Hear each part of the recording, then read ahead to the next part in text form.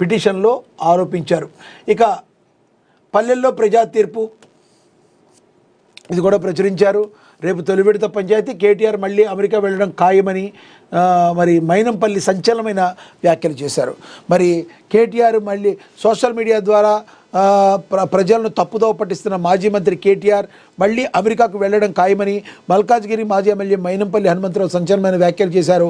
ఎన్నికల ముందు ప్రజలకు ఇచ్చిన ప్రతి హామీని అమలు చేసేందుకు కాంగ్రెస్ ప్రభుత్వం చిత్తశుద్ధితో పనిచేస్తుందన్నారు. కొంపల్లో ఆయన నివాసంలో విలేకరుల సమావేశంలో ఆయన మాట్లాడారు. రాష్ట్రంలో కాంగ్రెస్ ప్రభుత్వం వచ్చి 2 ఏళ్లు అవుతుందన్నారు.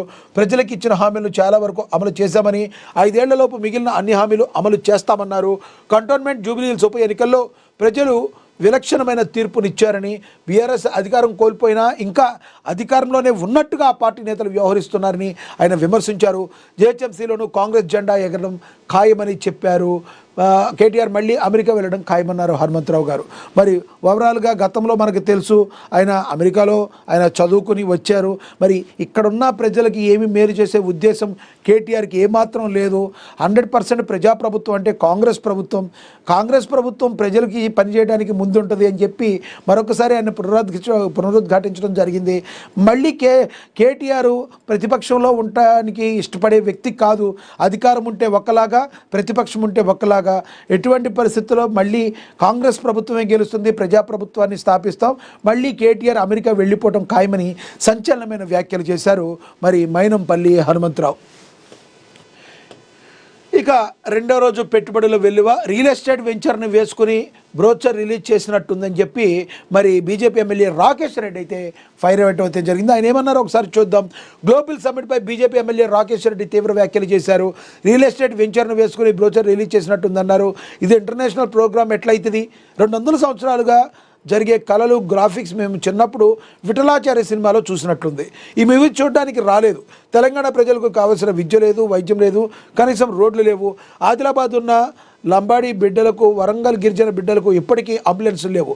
ఎవరో 200 సంవత్సరాలు 100 అంతస్తుల బిల్డింగ్ కట్టుకోవడానికి ఇది ఎందుకు? ఒక రియల్ ఎస్టేట్ వెంచర్ 100 కిలోమీటర్ల దూరం వేసి బ్రోచర్ రిలీజ్ చేసుకున్న ప్రోగ్రామ్ లాగా ఉంది. తమకు సంబంధించిన వందలాది ఎకరాల భూముల ధరలు పెంచుకోవడానికి ఇది ఒక గ్లోబల్ సమ్మిట్ అని ప్రభుత్వం ధనం వృధా చేస్తుందని గ్లోబల్ సమ్మిట్ వద్దే మీడియాతో మాట్లాడారు మరి రాకేష్ రెడ్డి. రాకేష్ రెడ్డి గారు, మీరు ఎవరన్నా చేస్తారు, ఎవరన్నా చేసేవాళ్ళు ఉంటే చేయనివ్వరు అనే విధంగా మీరు మరి మీ విమర్శలను అయితే గుప్పిస్తున్నారు. ఎస్, కరెక్టే. నిజంగానే ఇప్పుడు వరకు 200 సంవత్సరాల నుంచి జరిగే కళలు ఇలాగే ఉండిపోయింది అని మీరైతే చెప్తున్నారు. మీ ప్రభుత్వం చేయొచ్చు కదా. ఇప్పటికీ మీరు ఒకటైతే ఆలోచించట్లేదు. ఇన్ని సంవత్సరాలు అయింది మరి భారతీయ జనతా పార్టీ పెట్టి, పోనీ రాష్ట్ర ప్రభుత్వం వచ్చి ఇన్ని సంవత్సరాలు అయింది, మరి దశాబ్దం దాటిపోయింది, మరి 15 సంవత్సరాలు నిండడానికి మరి పరుగులు పెడుతుంది. ఇప్పటి వరకు బీజేపీ పార్టీని ప్రజలు ఎందుకు నమ్మలేదంటారు? మీరు ఇలాంటి విమర్శలు చేస్తేనే. ఒక పక్క తెలంగాణ ప్రజానీకం మొత్తం ఎన్నో ఆశలు పెట్టుకుని గ్లోబల్ సమ్మిట్ జరగడం ద్వారా విదేశీ పెట్టుబడులు ఆకర్షించడం ద్వారా తద్వారా రాష్ట్రానికి మేలు చేకూరుతుందని రాజకీయ పార్టీలకు అతీతంగా అందరూ కూడా మరి శభాష్ అని మాట్లాడుతున్న వేళ మీరు విమర్శలు చేస్తున్నారంటే విమర్శలు చేయడంలో ఒక అర్థం ఉండాలి. కానీ ఇప్పటి వరకు కూడా మీరు బీజేపీ పార్టీ ఇప్పటి వరకు తెలంగాణ పార్టీలో ఎందుకు మీదైన శైలిలో మీరు ముందుకు రాలేకపోయారు? 1కి 10 సార్లు మీరు పునరాలోచించుకోవాలి.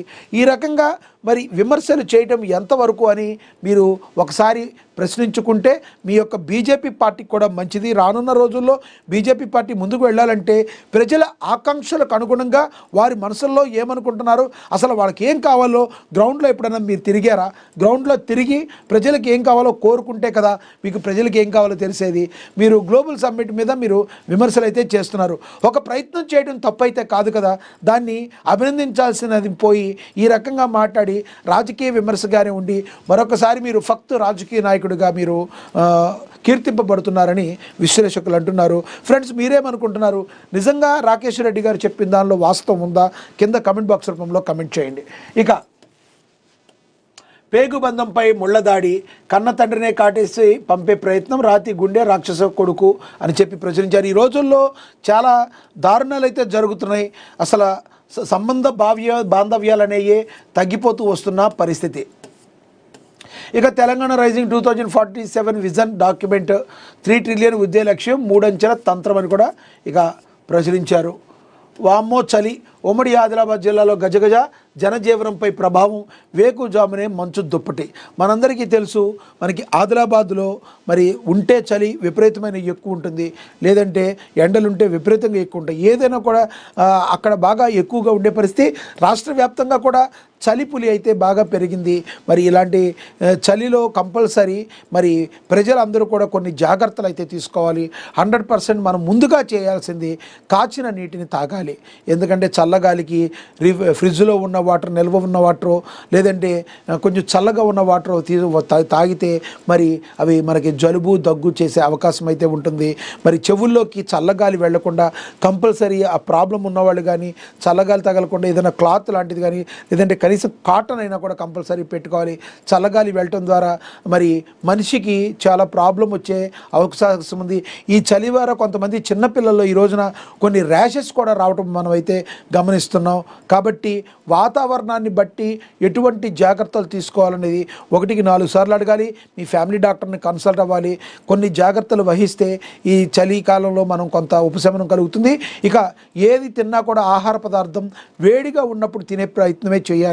కంపల్సరీ ఎటువంటిది రాత్రిది పొద్దున్నది రాత్రి ఇలాంటిది ఎటువంటి పరిస్థితుల్లో చేయకూడదు. ఎప్పటికప్పుడు ఫ్రెష్గా ఇంట్లో ఉండి శుచిగా వండుకున్న ఆహార పదార్థాన్ని తినడానికి ట్రై చేయాలి. కానీ బయట హోటళ్ళు, రెస్టారెంట్లకు వెళ్ళి మీరు మీ యొక్క ఆరోగ్యాన్ని అయితే దయచేసి పాడు చేసుకోవద్దు. మరి చలికాలంలో దుప్పట్లు కూడా ఎప్పటికప్పుడు నీట్గా వాష్ చేసుకోవాల్సిన పరిస్థితి. అవును, ఎండటం కొంచెం కష్టమే అవుతుంది. కాబట్టి బెడ్షీట్లు కూడా చాలా నీట్గా పెట్టుకోవాలి. లేదు అంటే చాలా ప్రాబ్లమ్స్ వచ్చే అవకాశం ఉంది.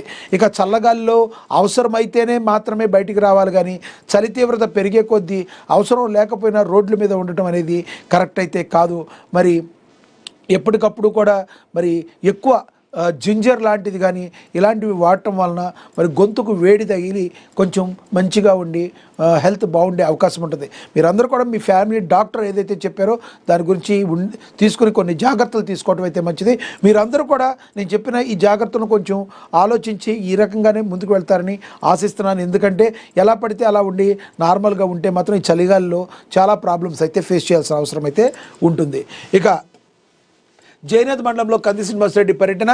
సర్పంచ్ అభ్యర్థులను గెలిపించాలని కోరుతూ ప్రచారం. గ్రామాలను అభివృద్ధి చేసుకుందామని పిలుపునిచ్చారు. మనందరికీ తెలుసు, కంది శ్రీనివాసరెడ్డి ఆదిలాబాద్ ఇన్ఛార్జిగా, కాంగ్రెస్ ఇన్ఛార్జిగా ఉండి ఆయన ఎంత సక్సెస్ అవుతున్నారో, ప్రజల యొక్క అభిమానాన్ని ఏ విధంగా కూడగడుతున్నారో, ప్రజల కోసం ఏ రకంగా కష్టపడుతున్నారో మనందరం కూడా చూస్తున్నాం.